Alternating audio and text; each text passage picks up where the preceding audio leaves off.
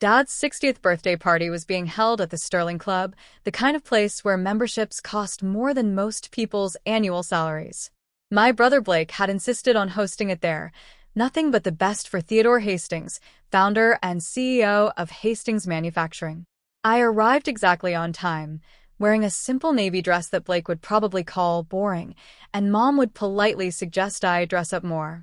But I'd learned years ago that nothing I wore would ever be right in their eyes, so I stopped trying. The ballroom was already full of Dad's business associates, country club friends, and extended family. Blake stood near the bar, holding court with his fraternity brothers and Dad's executive team. He was in his element, loud, confident, already slightly drunk at 6 p.m. Mom spotted me first. "Oh, Vanessa. You came." "Of course I came. It's Dad's birthday." She gave me that familiar tight-lipped smile. "Well, you've been so busy with your little consulting work. We weren't sure you'd make time." My little consulting work was a thriving business analytics firm with 15 employees and seven-figure revenues, but I'd stopped correcting her years ago. Where should I put this?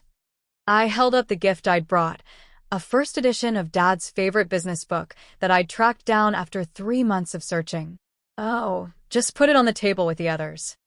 She was already looking past me, waving at someone more important. I set the carefully wrapped book among the pile of expensive golf clubs, designer watches, and premium whiskey bottles. My gift looked modest by comparison, but Dad would understand. At least, the father I'd known growing up would have. I wasn't sure about the man he'd become. "Vanessa." Blake's voice boomed across the room. "Look who decided to show up. Must have been a slow day at the office." His friends laughed. I smiled politely and headed toward the buffet table, helping myself to food while trying to be invisible. It was a skill I'd perfected over the years. Blake followed me because of course he did.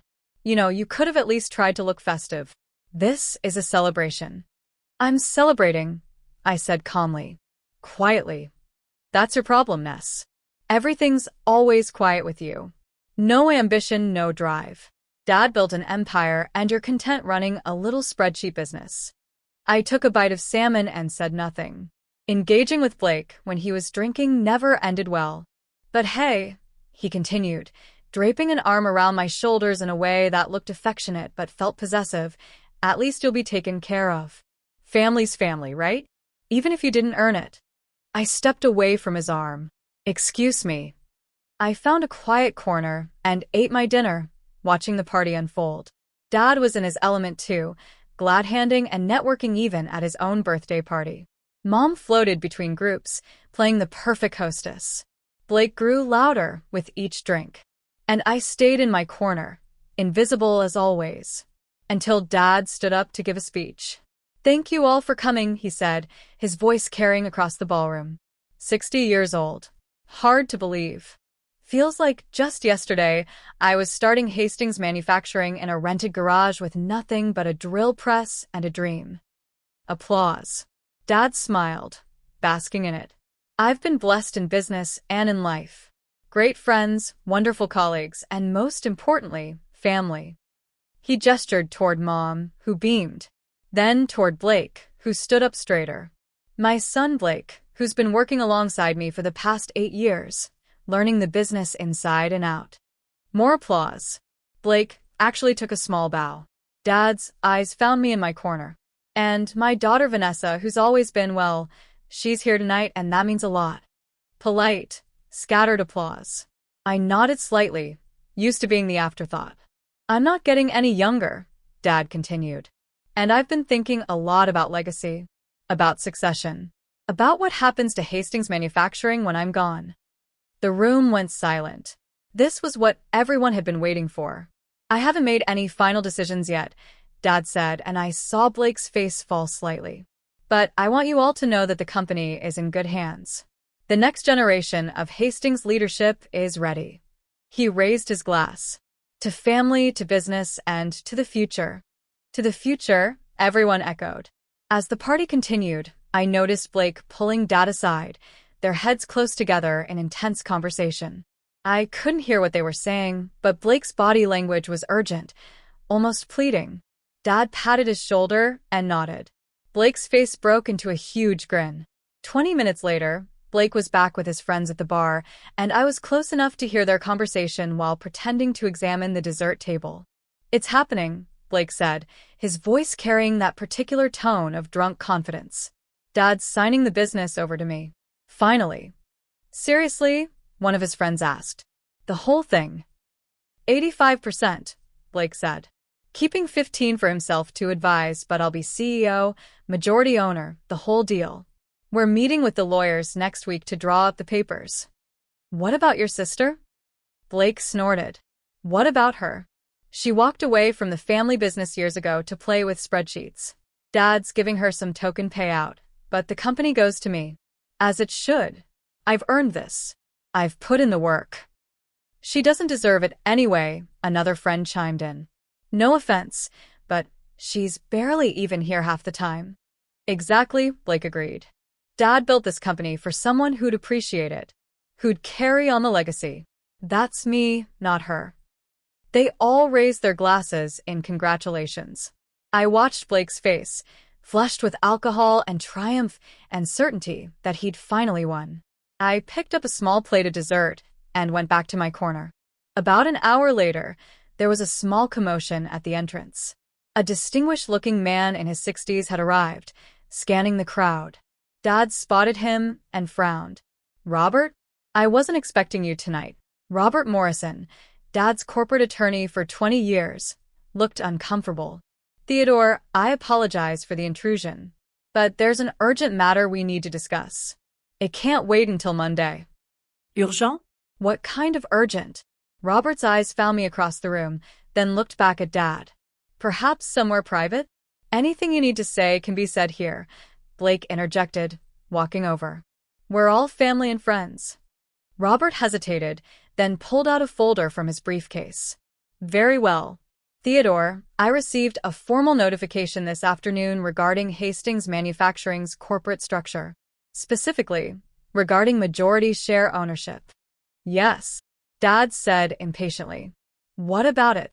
"According to the documents filed with the State Corporation Commission, you currently own 43% of Hastings Manufacturing." "I know that," Dad said. "I sold some shares years ago for capital, but I'm still the majority shareholder and CEO." "Actually," Robert said carefully, "you're not the majority shareholder." The room had gone completely silent. Everyone was listening now. Blake laughed. "Of course he is. Who else would?" "Your sister," Robert interrupted, looking directly at Blake. "Vanessa holds 81% of voting shares in Hastings Manufacturing. She's held majority control for 7 years." The glass in Blake's hand slipped and shattered on the marble floor. The silence that followed was absolute. "That's impossible," Dad said, his face going pale. "I never sold her." "You didn't," Robert agreed. "Harold Hastings did." "Grandpa," Blake stammered. "Grandpa's been dead for 9 years. 8 years and 7 months, I said quietly, speaking for the first time. "He died 2 weeks after I graduated from business school." All eyes turned to me. Robert nodded. "Harold Hastings owned 51% of the company as founder. When he passed, according to his will and trust documents, those shares were transferred to his granddaughter, Vanessa Marie Hastings." "Why wasn't I told about this?" Dad demanded. "You were told," Robert said gently. "I personally delivered the notification to you 8 years ago. You were not in a good place at the time. Your father's death hit you hard. You said you'd deal with it later and never followed up." I watched Dad's face as memory struggled through denial. His father had died suddenly, a heart attack at 72. Dad had been devastated, barely functional for months. "I don't remember," Dad started. "I have the signed receipt," Robert said, pulling out another document. "And copies of the stock transfer certificates. And the updated corporate bylaws. And the annual proxy votes that Vanessa has been submitting for the past 7 years, all properly documented and filed." Blake turned to me, his face twisted with confusion and rage. "You've owned the company for 7 years? And you never said anything?" "You never asked," I replied calmly. "I've been working there." He stopped, realization dawning. Wait. Is this why? Why what? I asked, though I knew exactly where he was going. Why Dad never actually made me a partner? Why the COO position never materialized? Why I'm still listed as Senior Vice President instead of Executive VP like I was promised? Blake, Dad started. Because SHE owns the company, Blake shouted. Because nothing could happen without her approval. This whole time, you've been sabotaging me. I haven't sabotaged anything, I said. I've been protecting the company. Protecting it from what? I set down my dessert plate and walked to the center of the room. From you, Blake. From your terrible decisions. From your drinking. From your tendency to treat Dad's employees like servants and Dad's money like your own personal fund. That's not true. Isn't it? I looked at Dad. Should I detail the financial review I've been conducting for the past 7 years? The one that shows approximately $3.2 million in questionable expenses charged to Blake's corporate account. Dad's face went from pale to gray. Vanessa, Mom said sharply, this is not the time or place. Mom, when would be the time? When Blake bankrupts the company. When the IRS comes asking questions about those business trips to Vegas that didn't involve any actual business? How do you know about those? Blake demanded. Because I'm the majority shareholder, I said. I have access to everything. Every expense report. Every financial statement. Every decision Dad makes has to be ratified by the board, and I control the board. Robert was nodding. It's true. Ms. Hastings has been exercising her voting rights through proxy for years. She's approved all major financial decisions, vetoed several questionable initiatives, and maintained oversight of company operations. You've been spying on me, Blake accused. I've been doing my fiduciary duty as majority shareholder, I corrected. There's a difference. Dad finally found his voice. Vanessa, why didn't you tell me? Why didn't we discuss this? We did discuss it, Dad. 8 years ago. You told me to handle it because you couldn't deal with Grandpa's death. So I handled it. By secretly controlling my company? It's not your company, I said gently but firmly. It's Grandpa's company. He founded it. He built it. And he left it to me. Why? Blake demanded. Why you and not Dad? Why you and not me? I pulled my own folder from my purse. I'd been carrying it all night, waiting for this moment. Because Grandpa saw clearly. He loved Dad, but he knew Dad's weaknesses. The need to be liked. The inability to say no. The tendency to choose family loyalty over business sense. I opened the folder and pulled out a letter. This is from Grandpa, written to me 2 weeks before he died. He knew his heart was failing. He knew he needed to make arrangements. Read it, Dad said quietly. I cleared my throat and began. Dear Vanessa, by the time you read this, I'll be gone.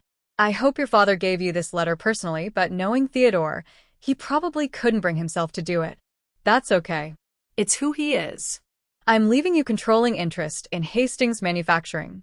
Not because I love you more than your father or your brother, but because I trust you more. Theodore is a good man, but he's weak where Blake is concerned. He sees his son through the eyes of hope rather than reality. Blake is charming, confident, and utterly unfit to run this company. You, on the other hand, have something your brother lacks: integrity. You also have what your father lacks: the ability to make hard decisions. I know this will cause family problems. I know Theodore will be hurt. I know Blake will be furious. But sometimes love means protecting people from themselves. The company needs someone who'll put its interests first, who'll protect our employees, who'll maintain the standards I built over 40 years. That's you, Vanessa. It's always been you. I'm sorry to put this burden on you, but I trust you to carry it well. Asterisk love always, Grandpa Harold. The silence in the room was deafening. I folded the letter carefully and put it back in the folder. So that's it. Blake's voice was shaking. 8 years of my life, working for a company I thought I'd inherit, and it was all a lie? It wasn't a lie, I said. You do important work at Hastings. You're good at client relations, at sales, at being the public face. But Blake, you're not CEO material. You know it. I know it. Grandpa knew it. That's not your decision to make. Actually, it is. I'm the majority shareholder, which means I decide who runs the company. Dad spoke up, his voice heavy. And what have you decided? That Dad stays as CEO, I said. With some conditions. Conditions? I pulled out another document. I had Robert draw these up last month. Dad, you're good at running operations. You know the manufacturing side better than anyone. But the financial oversight needs to change. I handed him the document. Effective immediately, all expenses over $10,000 require board approval. All executive compensation changes require shareholder vote. And Blake's corporate credit card limit is reduced to $5,000 monthly. Blake's face was purple. You can't do this. I can, and I am. You've spent $180,000 this year alone on business expenses that have nothing to do with business. That ends now. Dad. Blake turned to our father desperately. Are you going to let her do this? Dad was reading the document, his hands shaking slightly. These terms are reasonable. Very reasonable, actually. More generous than I'd be if our positions were reversed. What? Blake looked betrayed. Son, she's right. About the expenses. About the oversight. I've been letting things slide because... He trailed off, looking at me with something like shame. Because you're my son, and I wanted to believe the best. So that's it. Blake looked around wildly at the assembled guests, most of whom were staring at their drinks, at the floor, anywhere but at the family drama unfolding. Everyone's just going to let her waltz in here and take over? I'm not taking over, I said patiently. I've been the majority owner for 7 years. I'm just done being invisible while you run the company into the ground. Blake grabbed his jacket. I'm done. I quit. You can run your precious company yourself. Blake, wait. Dad started. But Blake was already storming out, his friends trailing awkwardly behind him. The party, unsurprisingly, ended shortly after that. Dad called an emergency board meeting for Monday morning. I drove down from my home office Sunday night, checking into a hotel near Hastings Manufacturing headquarters. I hadn't been to the facility in 3 years. I'd done all my shareholder duties remotely, reviewing documents, attending board meetings via video conference, exercising my proxy votes. But I'd never set foot on the property since Grandpa's funeral. Walking through those doors felt surreal. The receptionist didn't recognize me. Can I help you? Vanessa Hastings. I'm here for the board meeting. Her eyes widened. Oh, Ms. Hastings. I'm so sorry, I didn't realize. Please go right up. Conference room A. I took the elevator to the 3rd floor. The executive suite looked exactly as I remembered. Same dark wood paneling, same corporate photography, same slightly musty smell of old carpet. The conference room was full. Dad sat at the head of the table, looking like he'd aged a decade over the weekend. The 5 board members, all old friends of Grandpa's who'd served for years, sat in awkward silence. Vanessa, Dad said quietly. Thank you for coming. Of course. I took the seat at the opposite end of the table, the seat Grandpa used to occupy. Shall we begin? Asked Martin Chen, the board's senior member. Dad cleared his throat. As you're all aware, some information came to light this weekend regarding the company's ownership structure. Information I should have been clearer about years ago. He looked at me. Vanessa, would you like to address the board? I stood, pulling out my laptop. I've prepared a presentation. If I may. For the next hour, I walked them through everything. The share transfer. 7 years of proxy votes. Financial analyses.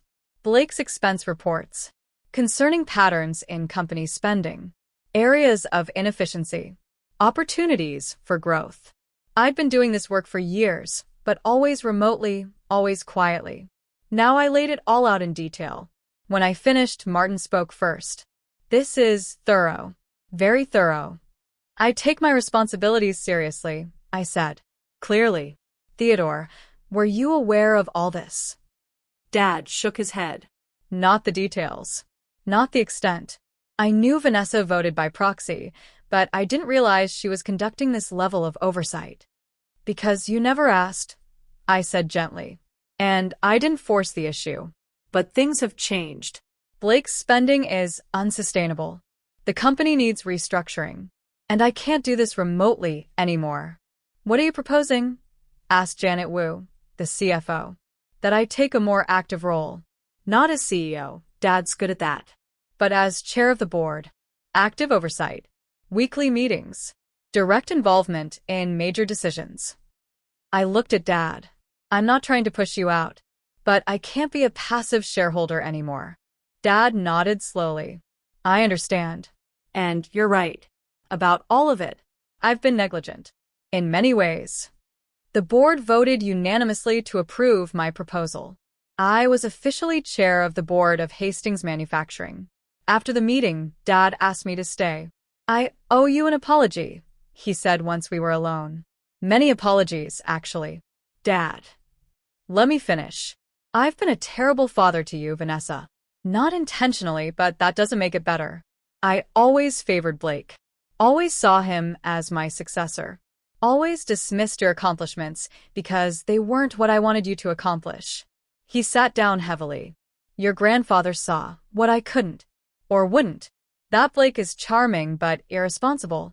That you have the integrity and intelligence this company needs. That I was too weak to admit it. You're not weak, Dad. I am. Especially where Blake is concerned. I wanted so badly for him to be ready. To be worthy. I overlooked everything that proved otherwise. What are you going to do about Blake? I asked. Dad sighed. I don't know. He's not speaking to me. Your mother is furious with both of us. The family's fractured. The family's been fractured for years, I said quietly. We're just finally being honest about it. Blake showed up at my hotel that night, drunk and angry. You destroyed everything, he slurred when I opened the door. 8 years of my life. My future. My relationship with Dad. All of it. Blake, you're drunk. Go home. Home. He laughed bitterly. To what? To Mom crying? To Dad not looking at me? To knowing that my little sister has been pulling the strings this whole time? I wasn't pulling strings. I was protecting the company. From me. You were protecting it from me. He pushed into the room, and I let him, because fighting a drunk Blake never worked. You think you're so much better than me. So much smarter. So much more worthy. I don't think that. Yes, you do, he shouted. You and Grandpa both. You both decided I wasn't good enough. Wasn't smart enough.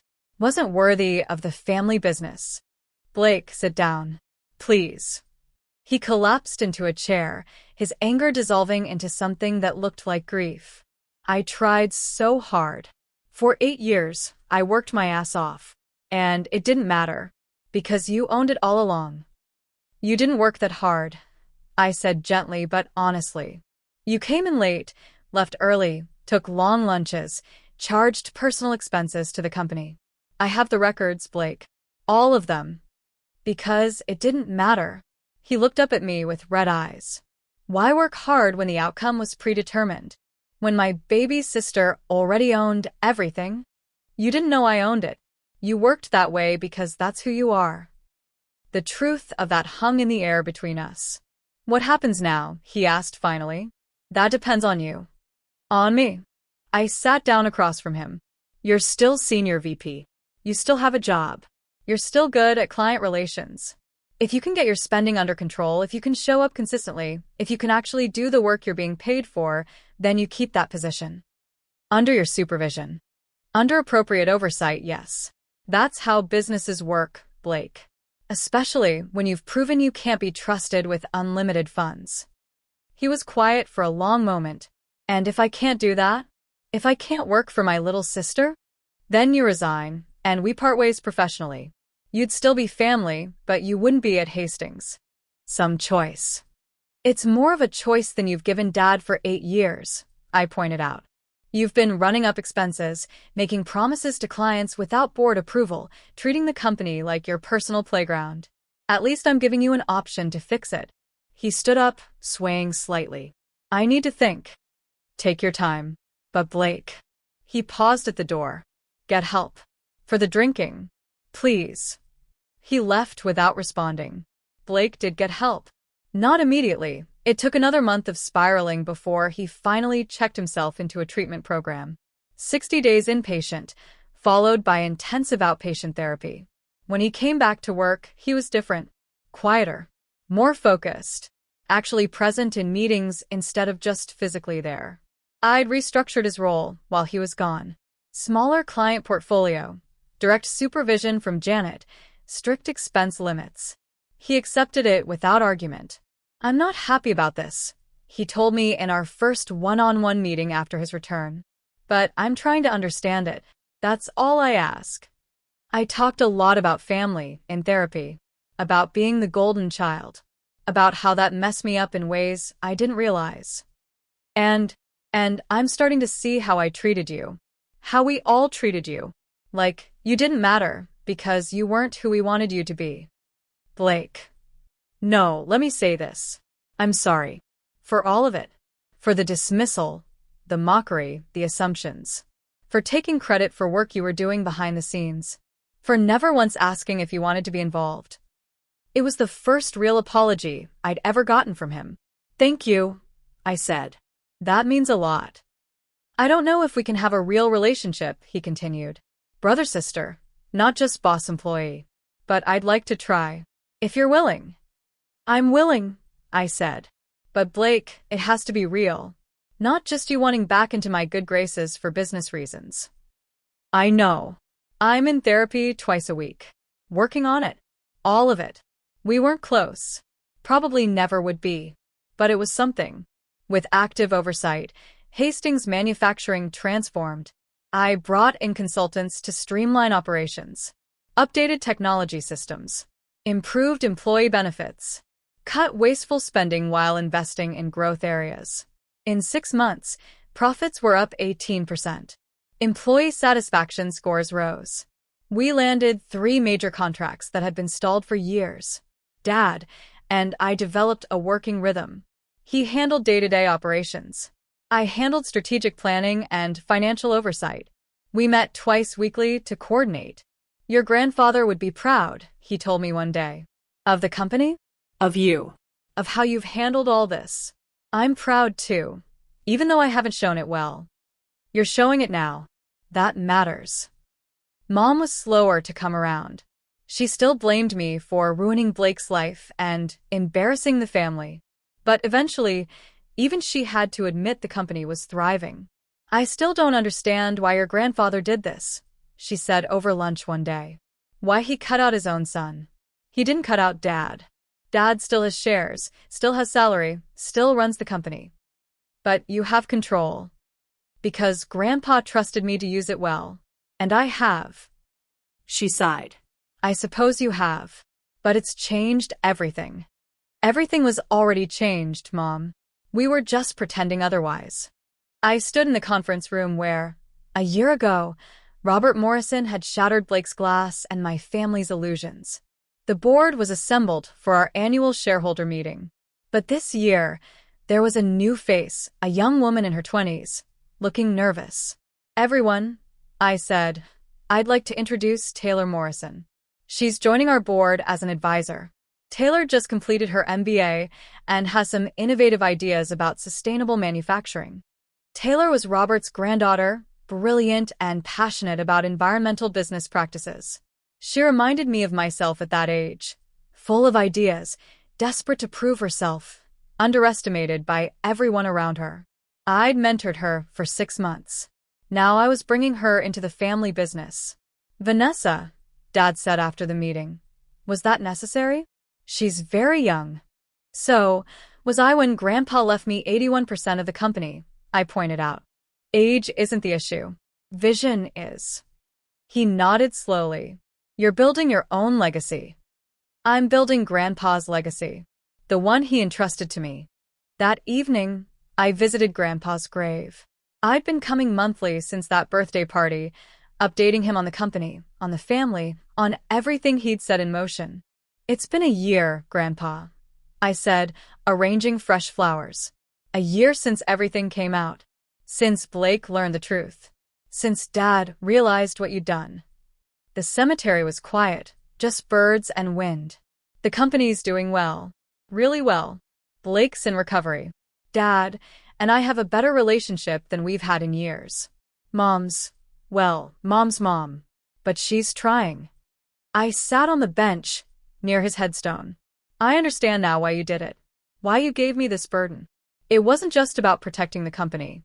It was about protecting me, giving me proof that I mattered, that I was worthy, that your faith in me was real and documented and legally binding. Tears came, but they were gentle, healing tears. You saw me when no one else did. You believed in me when my own parents couldn't. You gave me not just a company but validation, purpose. The knowledge that I wasn't crazy for feeling dismissed and undervalued. I was being dismissed and undervalued. I wiped my eyes and smiled. Thank you, Grandpa. For the company, yes. But more importantly, for seeing me, really seeing me, and for trusting me with your life's work. The wind picked up, rustling through the trees. It felt like an answer. I stayed until sunset, then drove back to the office. There was work to do. There was always work to do. But now it was work I chose. Work I controlled. Work that validated everything I'd always known I was capable of.